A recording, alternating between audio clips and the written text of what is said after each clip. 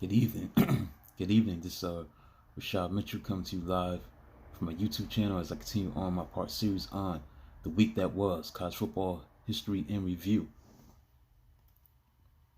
College football's history and review, the 1953 college football season. And I'm at the doorstep of finishing a look at the regular season of the games that were played during the 1953 college football season. So I got just three games to talk about and recap. Then I'm gonna look over the conference standings that took place during that year, 1953, and call it a show. So I'm gonna start with the week that was December 5th, 1953. Florida State beat Tampa 41-6 as Florida State used its tricky I formation with split T option plays to befuddle previously strong Tampa defense. Dashing Seminoles halfback Bobby Favish scored twice on 61. Scored twice on a 68-yard quick opener and a 5-yard sweep left. So by halfback defensive back John Griner raced 85 yards with interception touchdown return. Tampa quarterback Bill Menahan could complete only 8 for 22 for 56 yards and suffer 5 interceptions. So while top runner halfback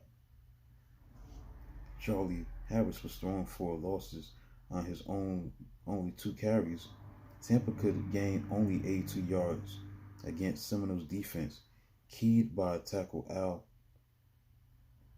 Mako Wiki,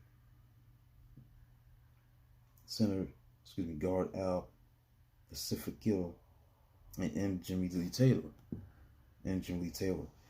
Next, Notre Dame beat Southern Methodist by a score of 40-14.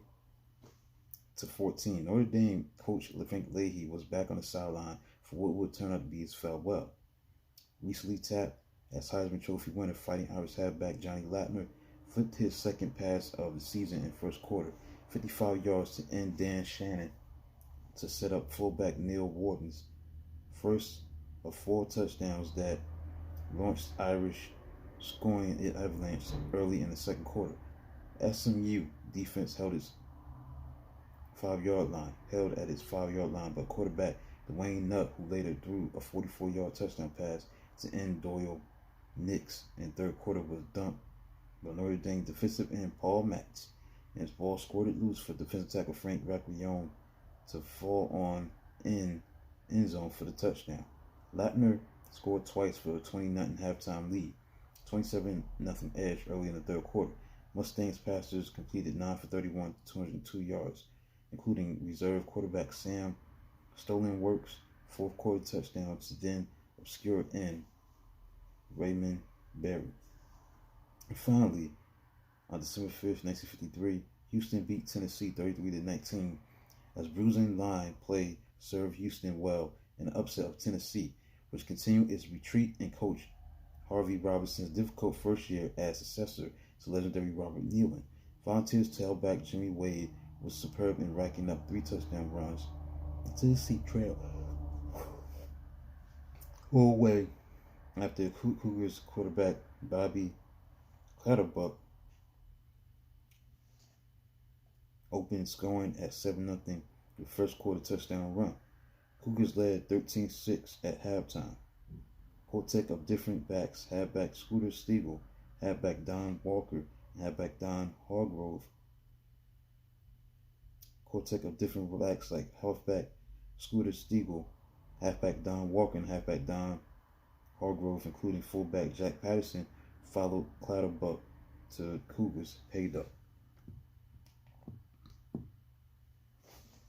So that concludes a look at the regular season as a whole for the 1953 college football regular season. Now I'm going to look at the conference standings that took place in 1953. The Ivy Group unofficial had Cornell with a 3-0-2 record. Harvard finished at 3-2. Yale finished at 3-2-1. Princeton finished at 3-3.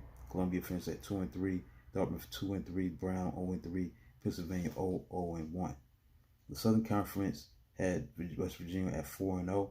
Furman 2-0. With George Washington 4-2.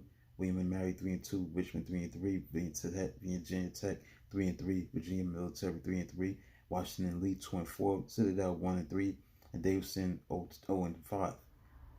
The Big Ten had Michigan State at 5-1, tied with Illinois at 5-1. Then you had Wisconsin 4-1-1, Iowa State at 4-3, Michigan at 3-3, Iowa at 3-3, Minnesota at 3-3-1, Purdue at 2-4, Indiana at 1-5, Northwestern at 0-6, Missouri Valley, Oklahoma A&M 3-1,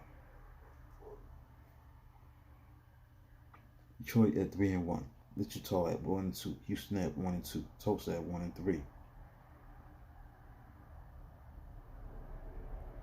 Southwest Division Conference had Rice at 5-1, Texas at 5-1, Baylor at 4-2, Southern Methodist at 3-3, Arkansas at 2-4, Texas A&M 1-5, Texas Christian 1-5, Skyline 8, Utah at 5-0, Utah State at 5-2, Wyoming at 4-2-1, New Mexico at 3-2-1, Colorado A&M 3-4, Montana 2-4, Denver at 1-5-1, Brigham Young at 1-5-1. Athletic Conference, Coast Conference was Duke at 4-0, Maryland at 3-0, South Carolina 2-3, North Carolina at 2-3, Wake Forest at 2-3, Clemson at 1-2, and North Carolina State at 0-3. The Southeastern Conference had Alabama at 4-0-3, Georgia Tech at 4-1-1, Mississippi at 4-1-1, Kentucky at 4-1-1, Auburn at 4-2-1, Mississippi State at 3-1-3, Tennessee at 3-2-1, Louisiana State at 2-3-3, Florida at 1-3-2, Vanderbilt at 1-5, Georgia at 1-5, and Tulane finished at 0-7. The Big Seven had Oklahoma at 6-0, Kansas State at 4-2, Missouri at 4-2, Colorado at 2-4, Nebraska at 2-4, Kansas at 2-4, Iowa State at 1-5. The Mid-America Conference had Ohio at 5-0-1, Miami, Ohio at 3-0-1, Kent State 3-1, Toledo at 2-3, Western Reserve at 1-2-1, Western Michigan at 0-4-1, Bowling Green at 0-4, and Border Conference had Texas Tech at 5-0, Harding Simmons at 4-1, Texas Western at 4-2, Arizona at 3-2, Arizona State at 1-3, New Mexico A&M at 1-4, West Texas State at 0-6. Pacific Coast had UCLA at 6-1, Stanford at 5-1-1, Southern California at 4-2-1, California at 2-2-2, Washington State at 3-4, Washington at 2-4-1, Oregon at 2-5-1, and Idaho at 0-3. So it concludes a look at the conference standings that took place in 1953. Conclude this video, and then tomorrow I'll get into the 1953 bowl games.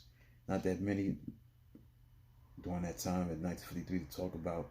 And I'll go over the top performance formula, the opponent's records, the out-of-conference records, and stat leaders that took place in 1953, the All-American team, the choices, the consensus, All-American team, and the Heisman Trophy vote, who won the Heisman, and other major award winners during that time. So I'm on the doorstep of finishing everything completely in 1953, so I can move into